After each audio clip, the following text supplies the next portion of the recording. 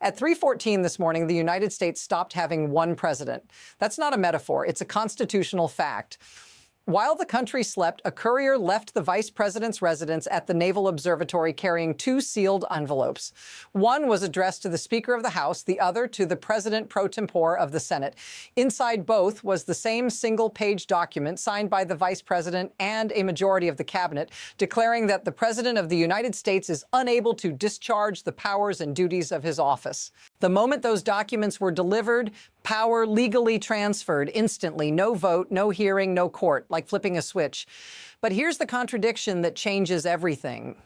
The president did not step aside. According to multiple sources, he is still inside the White House right now, barricaded in the residence, directing the Secret Service to block the vice president from entering the grounds and publicly calling this action a coup, which means something unprecedented is happening in real time. Two people are claiming to be commander-in-chief, two sets of orders, two chains of authority. And if you think this is just political drama, it's not, because every system that protects your safety depends on one clear command structure: the military, law enforcement, intelligence, even the nuclear arsenal. But here's the part nobody can afford to misunderstand. The Constitution anticipated a crisis like this, but it never planned for a president who refuses to comply. And the next move, the one that hasn't happened yet, could decide whether this ends as a legal dispute or something far more dangerous. Before we go any further, you need to understand exactly what just happened and why so many people are already getting this wrong. Most Americans hear 25th Amendment and think of one thing: succession. The president dies, the vice president takes over, clean, simple, familiar, but that's not what this is. What was invoked overnight was Section 4, the part designed for a president who is alive, conscious, still speaking, still issuing orders, but whose own cabinet has concluded he can no longer be trusted to wield presidential power. That distinction matters because this wasn't triggered by an election, a resignation, or a medical emergency announced to the public. It happened quietly, behind closed doors, with a single page of text and a precise constitutional threshold: the vice president plus a majority of the cabinet, 8 signatures, no debate, no warning. And the moment Congress received that declaration, presidential authority transferred automatically. But here's where the story flips. Section 4 also assumes something it never explicitly says: cooperation. It assumes the president accepts the process. It assumes he recognizes the legitimacy of the Constitution even when it moves against him. And that assumption is now collapsing in real time. So ask yourself this question, because everything hinges on it. What happens when the Constitution says power has changed hands, but the person losing power refuses to let go? Not symbolically, physically, inside the building where power lives. Because from that moment on, this stops being a legal procedure and becomes a test of systems under stress.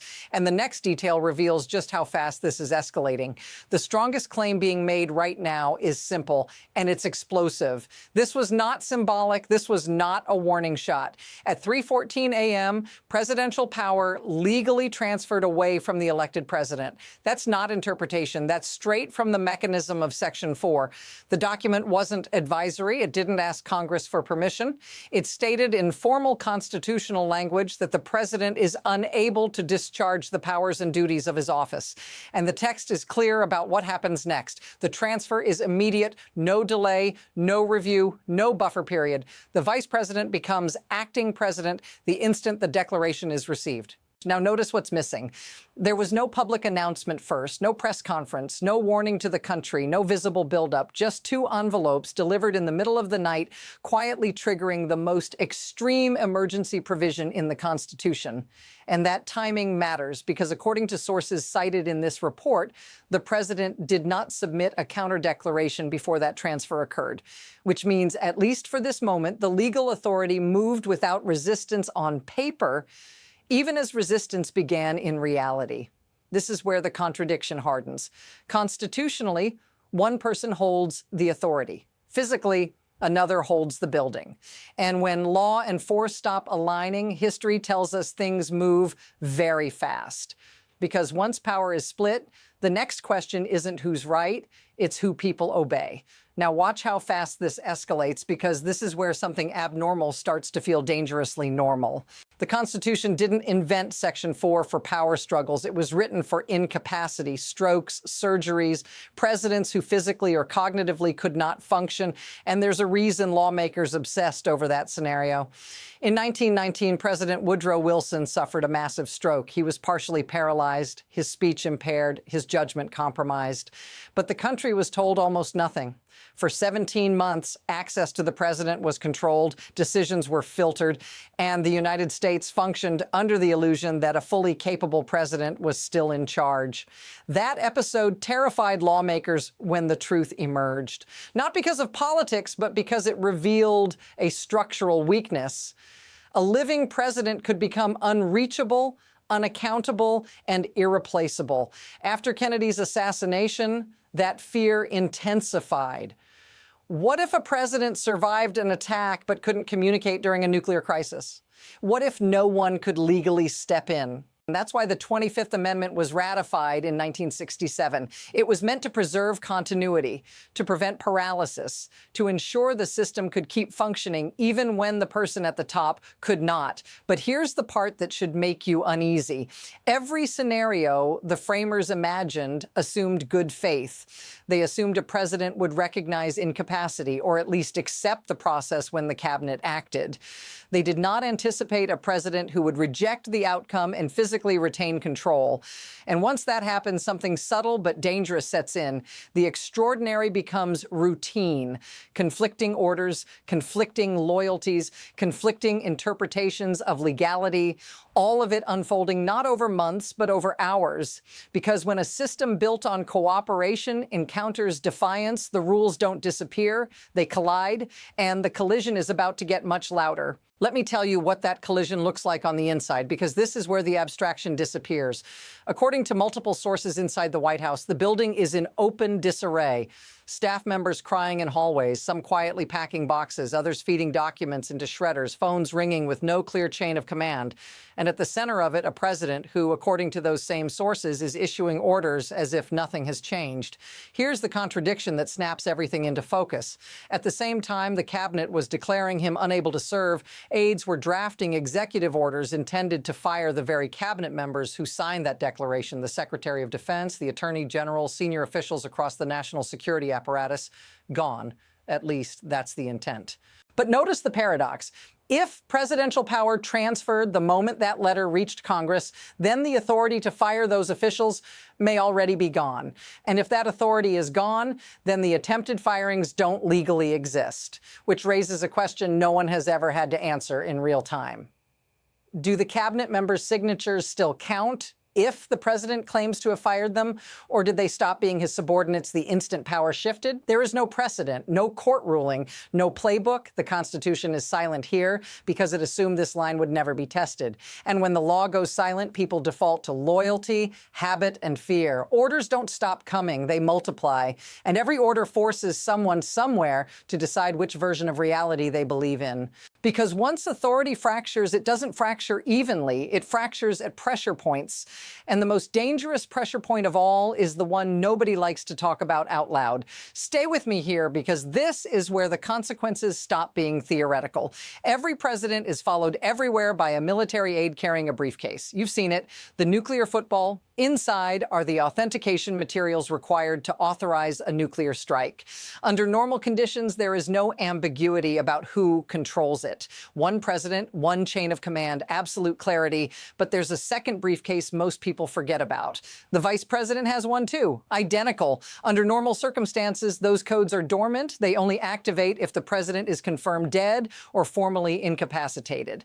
And according to the text of the 25th Amendment, at 3:14 a.m. this morning, that condition was met. Which means constitutionally, the vice president's codes should have activated at that moment, and the president's codes should have deactivated. Now pause on that. Who actually flips that switch? That decision runs through the National Military Command Center at the Pentagon. And according to sources, the chairman of the Joint Chiefs of Staff is currently inside the most secure room in the building, confronting a question no one in that role has ever faced. If the president picks up the phone and issues a launch order, does the military execute it, or do they refuse on the grounds that he no longer holds authority? If they refuse and they're wrong, it's the most consequential act of insubordination in American history. If they comply and they're wrong, they've just followed an illegal order from someone who no longer has the right to give it. And here's the part that should unsettle you. Nuclear deterrence depends on certainty. The moment adversaries sense confusion, hesitation, or divided command, deterrence degrades. And that confusion is now visible to the entire world because ambiguity at the top doesn't stay contained. It radiates outward. And the next question is why this happened tonight of all nights. So pull the camera back for a second because this isn't just happening in secure rooms and sealed corridors. It's already spilling into real life. According to senior Justice Department officials cited in this report, the cabinet didn't act randomly. They convened in secret after a specific incident earlier in the day. Details are still emerging, and it's critical to separate confirmed facts from allegation. But multiple sources are pointing to the same trigger. The president allegedly issued a direct order for active duty military personnel to carry out an operation on American soil. Not overseas, not against a foreign adversary, inside the United States.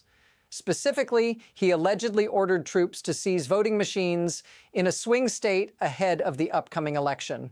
The Secretary of Defense reportedly refused to transmit that order. The president allegedly threatened to fire him and route the command through alternative channels. And according to the officials who signed the declaration, that was the line. Not politics, not disagreement. The moment they believed soldiers could be deployed against American citizens. If that feels distant, translate it into something simpler. This wasn't about who wins power. It was about whether the military could be used against civilians in a domestic political dispute. And once that door opens, it doesn't close cleanly. Now look at the other side of this. The president is telling a completely different story. He's been posting continuously on social media, calling the action treason, claiming his cabinet was infiltrated, urging supporters to come to Washington. One post quoted directly reads, "Come to 1600 Pennsylvania Avenue, protect your president." And this is where it hits ordinary people. Crowds are forming near the White House, people arriving by car, by metro, on foot, some visibly armed. D.C. police overwhelmed, requests for National Guard support already transmitted, streets closing, tension rising, normal life quietly bending around something volatile. If this feels familiar, if it reminds you of moments you never thought you'd see repeat, say so in the comments, because the next layer explains why this keeps happening. Now step back from the shock, because outrage alone won't explain how this became possible. What you're watching isn't a failure of one person. It's a system doing exactly what it was designed to do under stress and revealing where that design runs out. The 25th Amendment is a mechanical solution to a human problem. It moves authority on paper. It does not move loyalty, belief, fear, or spectacle. And in modern politics, those forces often matter more than formal legality. Power today doesn't just live in documents. It lives in visibility, in control of buildings, in control of microphones, in the ability to frame a narrative faster than institutions can respond. The Constitution assumes actors who respect outcomes even when they lose. It assumes restraint, but it cannot enforce compliance. It never could. That's the uncomfortable insight mainstream coverage avoids. Systems don't collapse when rules are broken. They wobble when incentives reward defiance, when refusing to concede creates leverage, when turning procedure into theater mobilizes crowds, freezes opponents, and buys time. And time is the real currency here. Every hour this remains unresolved, more people are forced to choose sides. More orders are questioned. More authority fragments. The longer uncertainty persists, the harder it becomes to snap back to normal, even if Congress eventually votes. This is why moments like this feel surreal, not because they're chaotic, but because they expose the gap between how we think power works and how it actually operates under pressure. And once that gap is visible, the future stops being theoretical. Here's where this goes next, and why no one in power is sleeping right now. There are two paths forward, and neither is clean. In the first, the president submits his counter-declaration to Congress, asserting that no inability exists. The moment that letter is delivered, presidential power snaps back to him instantly. Not after debate, not after review, immediately. And then the clock starts. The vice president and the cabinet have 4 days to respond. If they send a second declaration, Congress is forced into the center of this crisis. Under the amendment, lawmakers must assemble within 48 hours. They then have 21 days to decide who actually holds presidential authority, and the bar is almost impossibly high. 2/3 of both the House and the Senate miss that threshold, and the president regains full power, which means weeks of legal limbo, contested orders, and a government operating in shades of gray. The second path is quieter and more dangerous. Prolonged ambiguity, no immediate counter-declaration, no clear resolution, just time stretching on while markets react, foreign governments hesitate, and agencies make individual judgment calls about whose authority they recognize. One report already indicates a foreign leader was placed on hold because no one could determine who was authorized to take the call. This is what momentum looks like before a break. Decisions delayed, signals blurred, adversaries watching closely, allies recalculating, and everyone inside the system knowing that the next move, one letter, one order, one refusal, could lock in the trajectory. Because once uncertainty hardens, it doesn't wait for permission to reshape reality. And that brings us to the one thing almost no one is willing to say plainly. Here's the insight that reframes everything you've just heard. This isn't a story about the 25th Amendment. It's a story about what happens when legitimacy and control separate. One person can hold legal authority, another can hold physical power. And history shows that when those two drift apart, outcomes are decided not by texts, but by moments. By who hesitates, by who refuses, by who acts first. The American system has survived crises before because at the final moment, someone chose restraint, someone accepted the boundary, someone put the system above themselves. That assumption is baked into every safeguard you've been told will hold. And tonight, that assumption is being tested in public. The deeper truth is this. Democracies don't fail all at once. They fail when everyone waits for someone else to resolve the contradiction. When guardrails exist on paper but no longer command obedience in real life. When uncertainty becomes the norm. What happens next won't be decided by ideology.